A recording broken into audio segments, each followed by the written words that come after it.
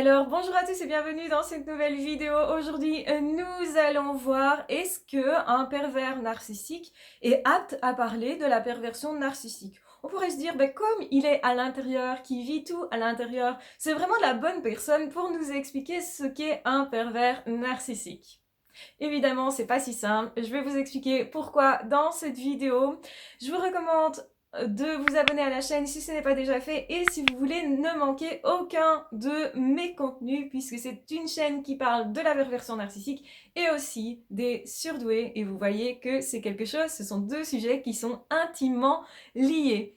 Donc aujourd'hui nous allons voir est-ce qu'un pervers narcissique est apte finalement à expliquer ce que c'est que la perversion narcissique. Est-ce que ce serait pas d'ailleurs une personne qui serait plus apte qu'une autre personne qui serait à l'extérieur? Eh bien je vais répondre à cette chouette question.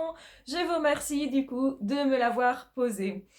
Donc en réalité, les pervers narcissiques, le problème de la perversion narcissique, c'est qu'ils nient leur situation, ils sont conscients de l'être, mais ils ne veulent pas que les autres soient conscients de leur manipulation, de leur fonctionnement et de leur jouissance face à la douleur des autres. Vous l'aurez compris, c'est un jeu de dupes permanent et en réalité, quand ceux-ci se mettent à parler des pervers narcissiques, c'est surtout pour faire croire qu'ils ne le sont pas, ou que justement ils s'y connaissent mieux parce que c'est leur ego qui fait ça. Ils se survalorisent comme ça, mais en réalité, ils tournent en boucle, ils ne font que recopier des contenus, parler comme le font d'autres personnes sans pouvoir analyser. Et pourquoi ne peuvent-ils pas analyser? Parce que justement, ils n'ont pas le recul nécessaire. Ils sont tellement dans cette situation-là et tellement dans le déni de ce qu'ils sont et en plus, ils ne comprennent pas les émotions des autres, donc ce ne sont pas de bons thérapeutes, comme on l'avait déjà dit. Ce ne sont pas non plus des personnes qui peuvent prendre du recul. Ce ne sont pas des personnes qui ont fait tout un chemin vers la libération, vers un accomplissement d'eux-mêmes. Ce sont plutôt des personnes enfermées, embriquées là-dedans et qui ne veulent pas fonctionner autrement, qui restent là-dedans et qui répètent les mêmes schémas. Ce n'est pas du coup quelque chose qui est vraiment dynamique, c'est quelque chose qui reste statique, qui reste enfermé. Et donc, quand ils parlent de la perversion narcissique, ils vont se positionner comme des personnes qui savent, ils vont se positionner comme des personnes qui n'écoutent pas vraiment ou qui n'écoutent qu'à un moment donné pour faire croire qu'ils sont gentils.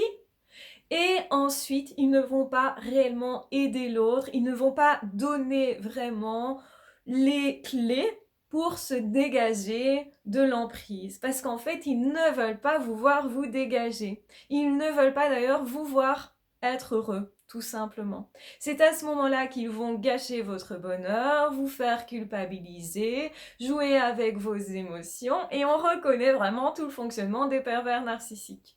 Et en réalité, pour vraiment expliquer ce que c'est que la perversion narcissique, ce qu'on ressent sous emprise et ce qu'on ressent une fois qu'on a libéré justement notre chemin à ce niveau-là, eh bien, il faut avoir fait ce chemin-là. C'est un chemin intérieur qui ne se fait pas du jour au lendemain, qui demande des remises en question, qui demande certainement une distance face à la situation, aussi qui demande une analyse de son passé, pourquoi je suis comme ça, pourquoi je suis blessée là-dessus et pourquoi justement l'autre se sert de cette blessure pour m'ennuyer, pour me faire mal, pour me faire croire que peut-être je ne suis pas guérie de quelque chose. Qu'est-ce que j'ai vécu dans le passé qui réactive en fait un traumatisme? Parce que les pervers narcissiques, ils vous traumatisent. Et ce n'est pas un petit mot, je sais, c'est conséquent, mais ce qu'ils vous font est conséquent aussi. Quand on est dans cette relation d'emprise, eh bien, on ne se rend pas absolument compte de tout. Mais quand on en sort, quand on prend de la distance, à ce moment-là, généralement, ça nous frappe en plein visage. On se dit, waouh, vraiment, c'était chaud, il était temps que je parte. J'ai mis vraiment ma vie en danger, déjà ma vie psychique, mais parfois pas que la vie psychique. Ça peut aussi avoir mis en danger ses enfants. Et on prend mesure réellement de ce qu'est la perversion narcissique une fois qu'on est en dehors. En fait, il y avait une façon de supporter la situation qui est une façon de se protéger soi-même, qui est le déni. En fait, face à tout choc traumatique, eh bien, il y a un déni généralement parce que nos émotions seraient tellement fortes qu'on ne pourrait plus gérer notre vie au quotidien et donc notre esprit, notre psychisme nous protège en niant une partie en tout cas de la réalité. Et c'est pour ça que les victimes, vous allez les voir, elles restent dans une situation parce qu'elles ne se rendent compte que partiellement de la situation. Il y a des moments comme ça où vraiment on voit clair, mais à d'autres moments où on se dit bah non, peut-être, je suis pas sûre, je vais continuer quand même, etc. Parce que je ne suis pas sûre, justement, que la personne veut mon malheur, que la personne n'est pas une bonne personne, ou on l'excuse en disant oui, mais quand même, ce sont des êtres humains, ils n'ont quand même pas choisi d'être comme ça, ou ils n'ont pas choisi d'être méchants, ou non, c'est pas vrai, ils ne se délectent pas de ma douleur, etc., etc. Et en fait, parfois c'est gros, on se ment à soi-même parce qu'on ne peut pas non plus accepter, en tout cas à ce moment-là, on n'est pas encore prêt d'accepter la situation. Et une fois qu'on est parti, une fois qu'on est sorti de ça, généralement c'est parce qu'on a eu un déclic, qu'on a décidé d'agir, qu'on s'est dit non, là, stop, j'en veux plus, c'est terminé, je veux plus vivre ça. Et on se met à distance et c'est dans la mise à distance qu'on prend mesure de ce qui a été vécu et de comment est réellement l'autre. Donc oui, ils font exprès de vous voir souffrir, ils se délectent réellement de ça, ils ont choisi d'être comme ça, de rester là-dedans, ils sont intéressés par toutes les formes de pouvoir, ils sont vraiment pas intéressés par les relations d'égal à égal, ils ne peuvent même pas imaginer qu'il existe d'autres types de relations qui sont basées réellement sur l'altruisme, qui sont basées réellement sur le je t'apporte et tu m'apportes, donc sur le je suis gagnant, tu es gagnant. Ça, c'est pas quelque chose qu'ils peuvent concevoir, si vous voulez. Et même quand ils voient ça, ils se disent mais ils sont bêtes les autres, pourquoi ils ne manipulent pas quelqu'un qui est à ce point en train de leur donner.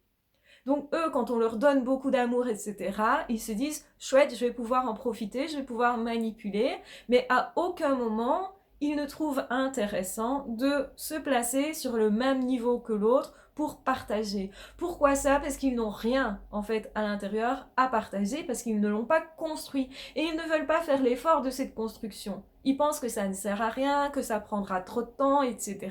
Et souvent, c'est pour ça qu'ils ne guérissent jamais. De un, ils ne veulent pas guérir. De deux, ils n'identifient pas ça comme un problème. C'est plus un problème pour les autres que pour eux. Et même, ils veulent renforcer ça. Ils pensent que plus ils vont se sentir puissants et plus ça va aller mieux intérieurement. Et effectivement, ils ont un vide intérieur qu'ils essayent de combler. Donc, il y a un mal-être intérieur. Mais ils essayent de nier le plus possible justement ce dans quoi ils sont. Donc, comme ils se nient eux-mêmes, ils ne peuvent pas s'analyser de façon bénéfique ni de façon à être juste dans ce qu'ils disent sur les pervers narcissiques. Ils n'ont pas de recul suffisant, ils n'ont pas fait le chemin, ils ne peuvent pas expliquer à une victime comment on se dégage de ça. De toute façon, c'est pas ce qu'ils veulent. Ce qu'ils veulent, c'est maintenir leur pouvoir, se prouver qu'ils sont tout puissants, et c'est comme ça qu'ils pensent se réparer. Et pendant un petit temps, un court temps, ils ont un soulagement de se sentir puissants. Et c'est pour ça qu'ils se placent comme des dieux presque. C'est admire-moi à l'excès, donne-moi tout, tout, absolument tout, même ta vie, même ton bonheur, même tout ce qui te ferait vibrer, etc., même toutes tes relations, donne-moi tout, sacrifie-moi tout, comme ça tu me prouves soi-disant que tu m'aimes. En fait, ça c'est pas aimer. Aimer, c'est plutôt partager, c'est plutôt dire qui l'on est et c'est apporter à l'autre qui l'on est et c'est quelque chose d'hyper créatif. Mais comme ils peuvent pas être créatifs, eh bien pour eux, l'amour c'est ça, c'est sacrifie-toi et alors soi-disant peut-être un peu je t'aimerai, mais en réalité ils ne peuvent pas vous aimer parce qu'ils ne peuvent pas s'aimer eux-mêmes et parce qu'ils ne comprennent pas l'amour. Et d'ailleurs, une bonne façon de les repérer, c'est de leur poser les questions sur l'amour. Ils savent techniquement ce qu'il faut répondre. Et c'est pour ça qu'ils regardent beaucoup de films, qu'ils lisent beaucoup de livres, etc. pour apprendre quelles phrases répondre dans telle situation, mais en réalité, ils ne ressentent pas l'émotion de l'amour. Ils ne peuvent pas, en fait, vibrer à ce niveau-là parce qu'ils sont coupés d'eux-mêmes. Et quand ils sont un petit peu en lien avec eux-mêmes, c'est de la souffrance. et c'est surtout ressentir un vide intérieur. Et plus les années passent, et plus ce vide intérieur est grand, parce qu'il faudrait beaucoup plus justement de temps pour réparer tout ça. Quand on nie un problème que l'on a, eh bien plus on le résout tard, si vous voulez, et plus effectivement émotionnellement c'est fort et c'est difficile à gérer. Vous avez certainement vécu ça, quelque chose que vous n'avez pas voulu voir tout de suite, que vous avez essayé de nier. Généralement c'est quelque chose qui est plus difficile à réparer après coup, parce que vous ne l'avez pas traité directement. Ben, la perversion narcissique c'est ça aussi, et plus effectivement une personne est donc âgée, et malheureusement moins ce sera facile d'aller décanter tout ça, et c'est pour ça qu'on a coutume de dire, ben non, un pervers narcissique ne guérit pas, et souvent les personnes qui vont vous dire, moi j'étais pervers narcissique, c'est plutôt des personnes qui ont manipulé un petit peu, mais qui n'étaient pas clairement dans la perversion narcissique, au point de ne pas identifier l'autre comme un sujet, comme un être qui a droit justement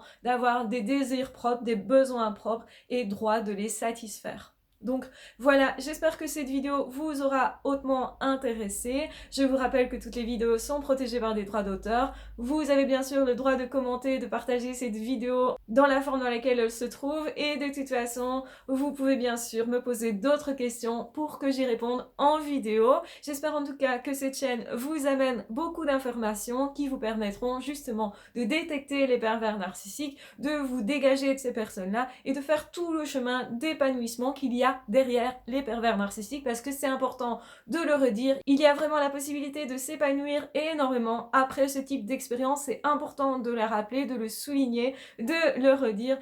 Je vous encourage aussi, si vous voulez avancer sur votre chemin, à suivre des formations que j'ai créées qui vous permettront justement d'aller plus vite en besogne, de vous réparer plus intensément et vraiment de faire tout un travail sur vous-même pour vous épanouir, et ce sera de l'acquis à vie. Donc, je vous embrasse bien fort, je vous aime très fort, prenez bien soin de vous, n'hésitez pas à vous abonner à la chaîne si ce n'est pas déjà fait et que vous ne voulez manquer aucun des contenus.